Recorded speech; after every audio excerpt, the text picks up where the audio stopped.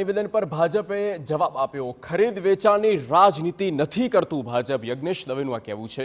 નકારાત્મક નિવેદનો પ્રવૃત્તિથી ચર્ચામાં રહે છે ગોપાલ ઇટાલિયા। કથાકાર મહિલાઓ માટે જેમ તેમ બોલવું એ તેમના માટે સામાન્ય। ગોપાલ ઇટાલિયાએ કહ્યું હતું, મને ખરીદી બતાવે ભાજપ। ઇટાલિયાના નિવેદને સાબિત કર્યું કે તે વેચાવા તૈયાર છે।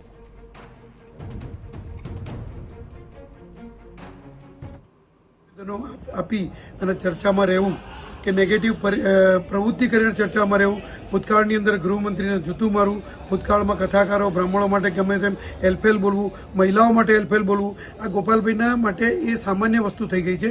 એટલા જ માટે કદાચ 2022ની ચૂંટણીમાં એમના જ પક્ષે એમને ગુજરાત પ્રદેશના પ્રમુખ તરીકે પાણીચું આપી અને ઈસુદાનને મૂક્યા હતા। એ ગોપાલભાઈ કદાચ ભૂલી ગયા લાગે છે।